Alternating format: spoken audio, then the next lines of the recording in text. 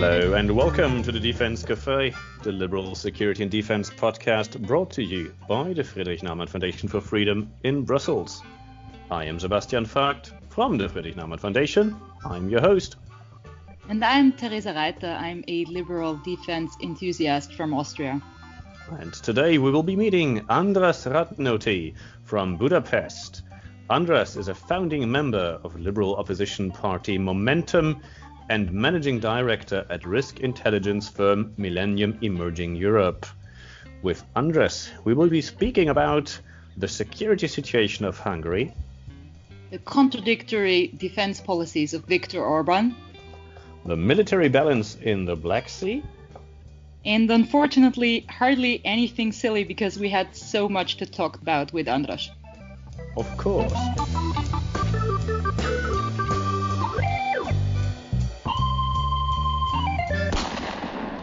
So, hello András. Hello. Hi András.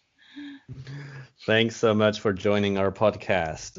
When we introduced you, or to be more precise, when Teresa introduced you last time, she said you are the guy with the red pants. But to be a bit more professional, we should tell our listeners that you are a security expert from Hungary, that you are active in the liberal political party Momentum, which is fighting against Victor Orbán's almost dictatorship, and that you are also an expert on the Black Sea, one of the topics that we'd like to cover today. But why don't you explain a bit more about your own background, András, and tell us a bit how you became involved with Momentum and with the Black Sea? Right. Well, hello, everyone, and thanks very much for having me on, Sebastian and Teresa. I run a small political risk intelligence firm called Millenium Emerging Europe in London. Basically, we assist people who invest into Eastern Europe with intelligence on political and regulatory risks and other types of risk in the region, security risks notably. When it comes to Momentum, I'm a senior foreign policy advisor there, responsible for foreign policy, European policy, security policy. I've always sort of looked at it as a sort of a being a good citizen type of thing. The thing I'm doing for the greater good while doing fascinating things in my actual job. When I came back to Hungary from university some 4 years ago, I sort of began to look for. I began to explore how. If the sort of young intelligentsia in Budapest is up to anything, I had at that point been away from Hungary for about 5 years, and I had lost essentially most of my contact with those circles. But it didn't take long for me to find what would become Momentum. At that point, essentially an underground network of students and young professionals hell-bent on toppling Orbán, becoming a political party and toppling Orbán. And I almost immediately took charge of the foreign policy team, which I have been leading ever since. Obviously, some 6 months after I joined in summer 2016, we went public with a campaign to stop the Budapest Olympics, and we have since grown to be the biggest opposition party in Hungary, which isn't saying much. We're on 10 to 14%, and Fidesz is over 50. But we are working on it. Very brave, I think. I talked to your party leader a few years back, and he described the way that you work in Hungary and what it is like to be an opposition party in the country of Victor Orbán. And it was it differed so much from my experience in Austria's Liberal Party, NEOS, where everything is free and you can basically just contribute to the political sphere. Right. Well, yes, in Hungary, being active in opposition politics means taking on a lot of risks in your private life and your professional life. I, by virtue of owning and managing a firm in England, I am somewhat shielded from those effects, but that cannot be said of most of my colleagues in the party. You were talking about risks already before when you talked about your company. What do you actually mean by security risks? What are the security risks that your clients are afraid of in Central Europe? Well, in Central and Eastern Europe, so this region that we sort of broadly call Emerging Europe, these 20 countries stretching from the Balkans to the Baltics and from Austria to Ukraine. Well, it's essentially instability. It's an increase in the security threats faced by these countries. Clearly, one need not look farther than Ukraine, where the foreign investors that had been present in large numbers before 2014 faced the sort of fat tail risk, as it were, that most foreign investors into Eastern Europe dread. Mm-hmm. András, we, Sebastian and I, have met you as part of a group of liberal defense advisors a couple of years back that we also belong to. And one of the central topics that we keep spinning around in this group is the broad variety of threat perceptions that EU member states have. And we have come across that fact several times, that your threat perception differs fundamentally depending on geographic location, size of your country, whether the country is a NATO member or not, history with terrorism or whatever else. And we have found that these threat perceptions shape the way we look at the opportunity to have a fully integrated European Defence Force in the future and shape many other things. So what I wanted to ask you is what you perceive as the biggest threat for Hungary's security right now, and whether you think that differs from the threat perception of Hungary as a state, of Viktor Orbán's view of what the biggest threat is right now. That is very interesting. I think Hungary's security position is aligned with, even determined by, the security position of the alliances of which Hungary is a member.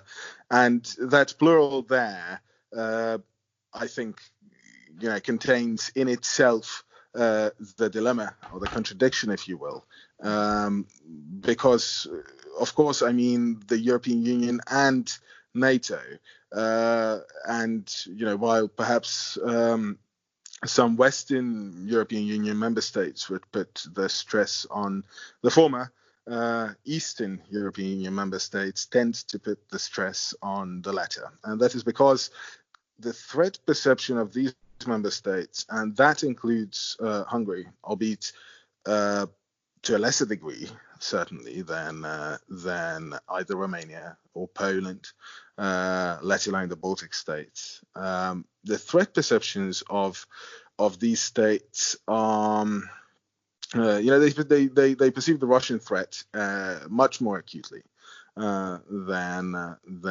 Western member states, and that is true of Hungary as well.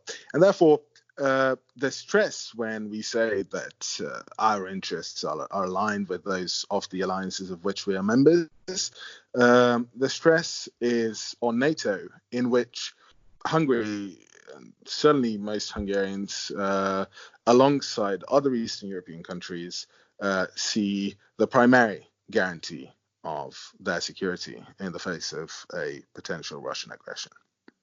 Mm-hmm. Isn't that a bit surprising? I mean, Victor Orbán is very often seen a bit like very close to Putin and to other populists in Europe. So it doesn't seem logical that he or his government would be afraid of a Russian threat. I thought you were asking about my view on Hungary's threat perception rather than Viktor Orbán's. Viktor Orbán certainly sees it differently. Viktor Orbán is pursuing a sort of a double game.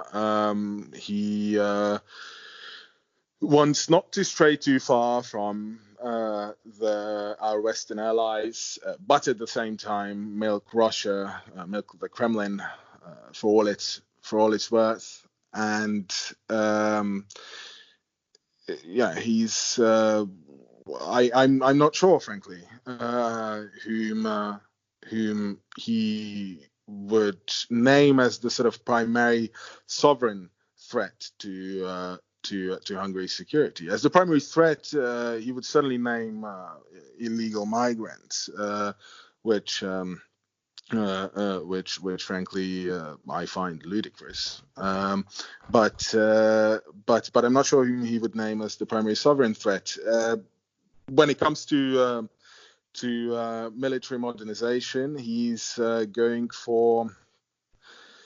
essentially going for upgrading territorial defense. He's going for modernizing a little bit across the board, and creating a sort of a large territorial defense force, which I think goes against common sense. I think what should be done is building on competitive advantages that we have, and perhaps developing new competitive advantages within NATO and the European Union, and moving towards a smaller, more mobile force. Because simply it's not, the threats that a land invasion isn't high on the list of realistic threats Hungary faces. Mm-hmm. But Hungary isn't, as far as I know, active in the Sahel region or in the Middle East either, right? Because there are just some countries who would believe that by stabilizing those regions, they could reduce the number of migrants. Although this should maybe not be the first concern when conducting such interventions, but this would maybe be a logical move for Viktor Orbán. But he doesn't do that, right? He does it to some degree, and Hungarian troops are actually present in a large number of NATO missions. Of course, we're talking small numbers of Hungarian troops, 3, 10, 15 in that it's that sort of order of magnitude. But we were there in Iraq, we were there in Afghanistan, we are there in Kosovo and Bosnia, and so on and so forth. Mm. This sounds to me like this is like the minimum contribution and the minimum kind of investment you need to do to be considered a good ally, to be a member of the club, but with no real interest. But that's certainly part of the logic behind it, and I think it's fully part of Viktor Orbán's calculus that he shouldn't stray too far from either the United States or Germany, most importantly, and that's a trend that can be observed not just in the NATO missions Hungary takes part in, but also in arms acquisitions, for instance. which are happening in large quantities from Germany, from the United States, but Hungary has also bought a factory in Austria, has bought a factory in Brazil. It is reportedly eyeing a factory in Germany. So yes, that is absolutely part of the game. I have one more question, because I know that from previous conversations with you that you like to point out that Victor Orbán at some point has called for a European army in the past. And looking at the way he speaks about European integration today, it is hard to imagine that he once did take that position. So what do you think happened there? Was it ever something that he honestly wanted to pursue? Was it a mistake to say that back then? Has his opinion changed? What do you think? I think it was never an honest ambition, but it's a sort of logical conclusion of his rhetoric on migration. So this he has called for a European army many times, in fact, in the past years. I can't remember off the back of my head when the last time was, but yeah, maybe 2 years ago. It wasn't back in the Middle Ages. It's he talks about protecting Europe, right? Protecting Europe from migrants. He talks about protecting Europe's identity, and it follows logically from this rhetoric that he should support protecting the continent and protecting its identity with arms, if necessary. But if that were to mean giving up, the national armed forces, if that were to mean integrating the national armed forces into some sort of united European armed forces, that's certainly something that Orbán would perceive as a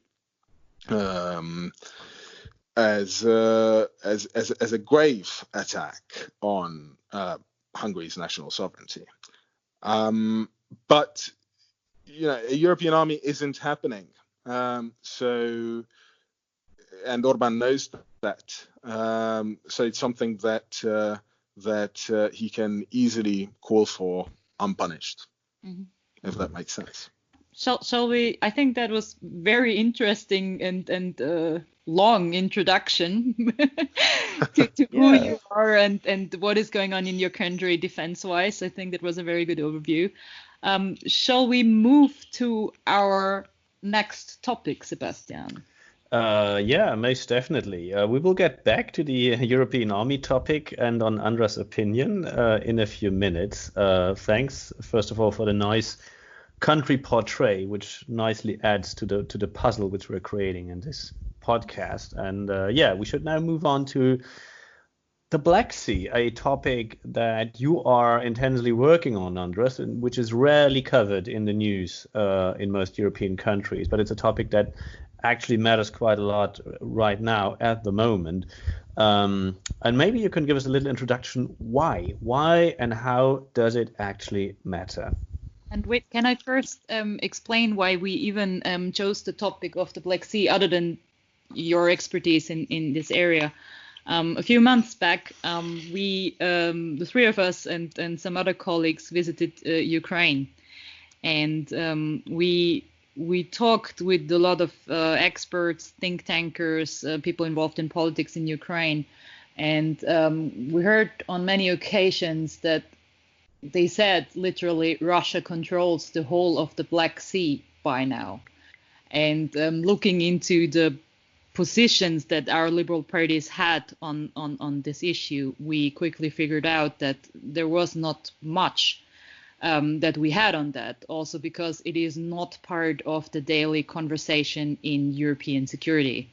So this is why we wanted to talk about this issue here in this podcast, because we think there is a huge gap of knowledge and also of liberal conversation on this topic.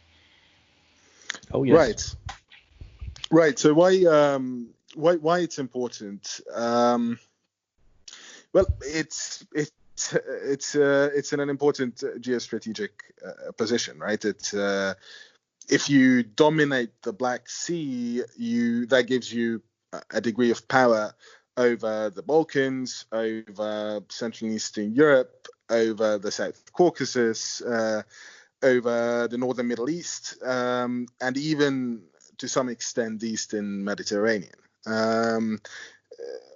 Of course, there's extreme potential in the Black Sea. It could be an economic access point to Central Asia. It could help with European energy security.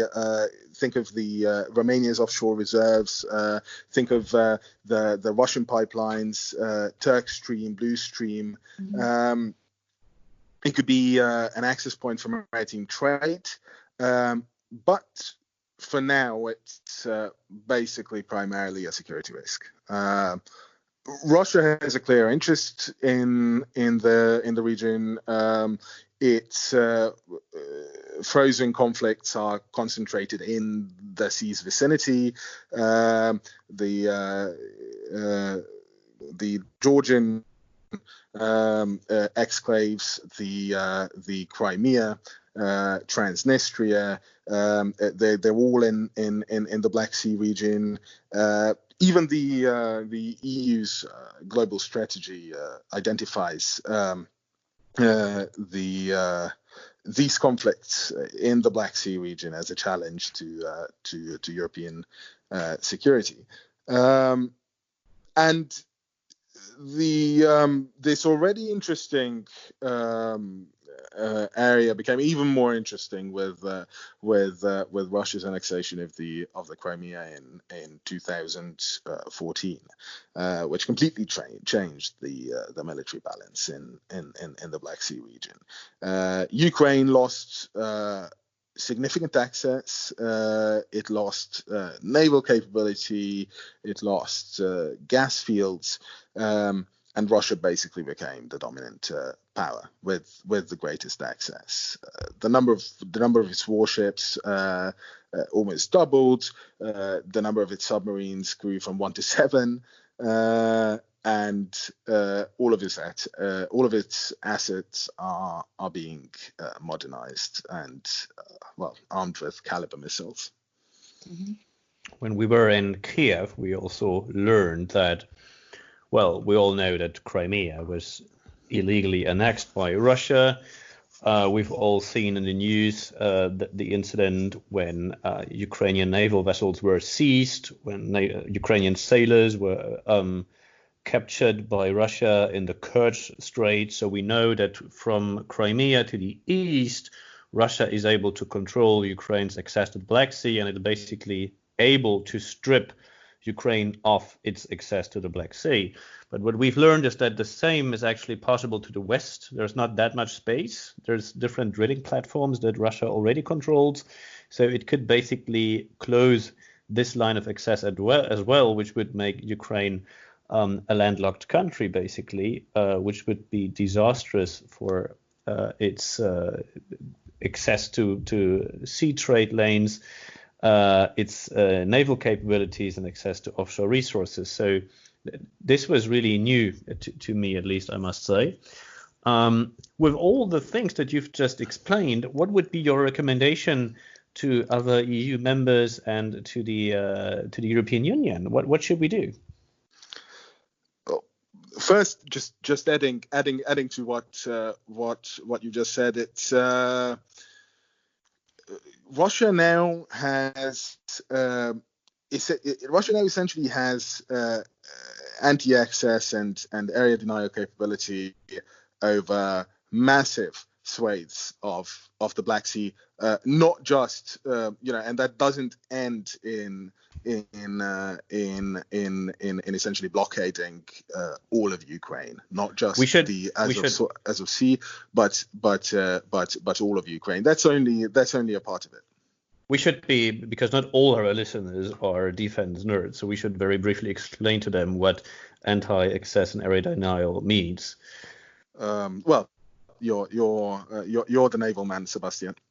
Well, it means that it has sensors and weapons to see what's actually going on, who's moving in the Black Sea, and it's able to attack targets, any other units which are operating in that area, and it has those assets in an amount which is sufficient enough to be defended against foreign airstrikes and so on. So it's not easy to change that situation. So this is maybe a brief way to explain it. Yeah, exactly. And so basically Russia's land-based and aerial anti-ship missiles and its electronic warfare capabilities are now matched with holding the best port in the Black Sea, Sevastopol, and Crimea, of course, the whole of Crimea, which is geostrategically important. So it makes Russia this combination an extremely strong challenger. And the fact is that the biggest NATO country in the region, Turkey, doesn't really help to tilt the balance in NATO's favor in the Black Sea. Turkey has a long history of trying to upkeep the Black Sea balance of power. It's not keen on seeing foreign ships entering even NATO ships through the Bosporus and Dardanelles Straits. So practically Russia and Turkey are the only significant players, and the balance is tilting heavily in Russia's favor. It's already tilted heavily in Russia's favor, and it's tilting further in Russia's favor. As for example, Russia is spending more on its naval capabilities, and Turkey's navy is purged by Erdogan. So it's not a particularly comforting sight. Okay, but I mean, what I'm always wondering, I mean, everything you just described makes it clear that the situation in the region right now is a serious security risk. It matters to the European Union as well, but it is never really part of a conversation that you would notice around daily international and security politics talk within the European Union. I got even in 2018 when the Kerch Strait incident happened, there was the European Union issued a statement that called for de-escalation, and that was basically it. A few months later, somebody in my party asked, hey, whatever happened to these Navy vessels? Are the people free again? Nobody knew.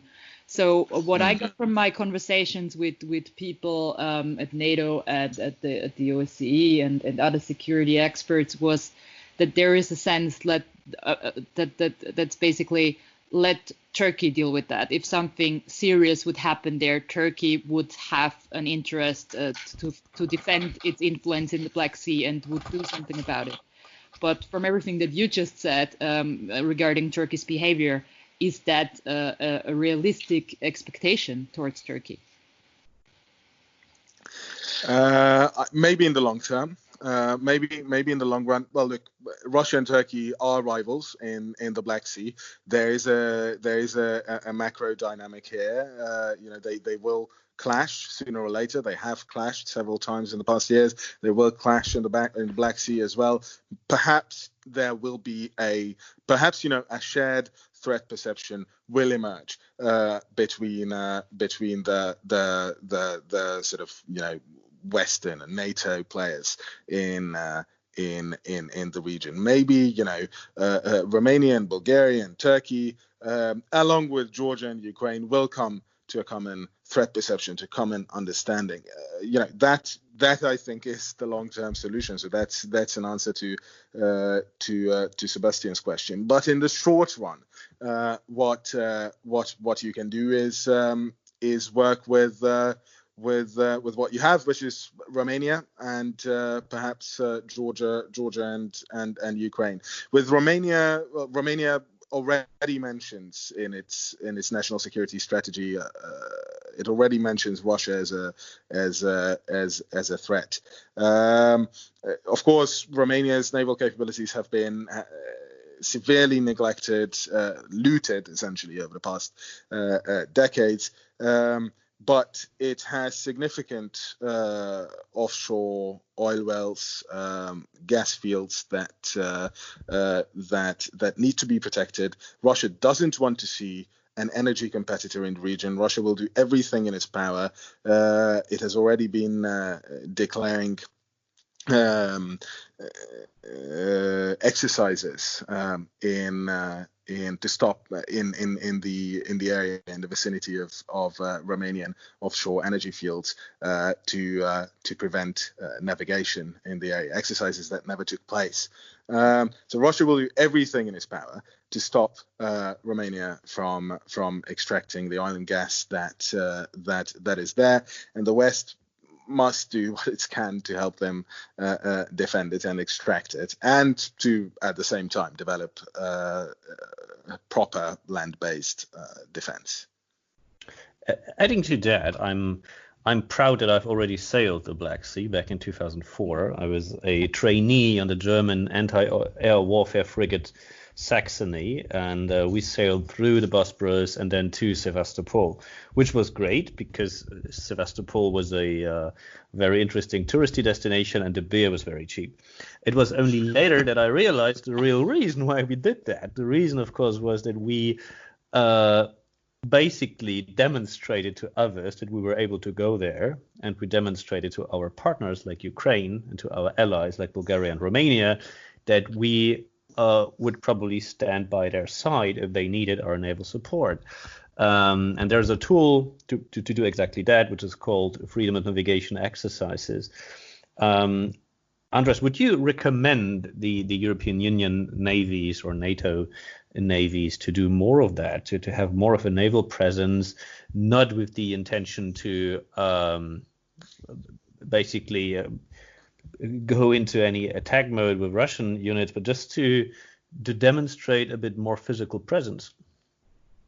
Absolutely, but it's difficult. It's difficult because the Montreux Convention, which is the piece of international law that regulates access to the Black Sea, limits the presence of foreign ships, that is ships from outside of the region, to 21 days, to spending 21 days within the Black Sea. And Turkey, as I said, is keen on enforcing that. It's keen on ensuring its primacy when it comes to NATO presence in the Black Sea, even as it's increasingly focused on the Mediterranean. The Mediterranean. So it's yes, I'd recommend it, but it's difficult. It's difficult also because under the original agreement between Ukraine and Russia on the Sea of Azov, Ukraine was allowed to invite U.S. warships to visit ports, to visit Ukrainian ports in the Sea of Azov, for instance, as a sort of to form a tripwire force. But the situation is so delicate now that essentially no NATO country would like to get that close to what will be perceived as provoking Russia, and Turkey would also not be enchanted by such steps. But for Western defense, for Western support for NATO states in the Black Sea region to be credible, it doesn't actually to form a credible deterrent. It doesn't actually need to match Russia in military terms. If if it was only that advanced air and coastal defense systems were deployed to Romania and Bulgaria to counter Russian missile threats, if it was only a few NATO exercises, if it was only continued or perhaps stepped up assistance to Ukraine and Georgia in the development of national defense capabilities, that would be already a set of big steps forward. Also, big steps forward on the road to developing a common threat perception among the NATO states in the region and between NATO states in the region and NATO states not in the region. Okay, wow. So these were a lot of words, András, as usual. But I'm still very proud of you. I think given other conversations that I had with you in the past, this was actually pretty short and to the point.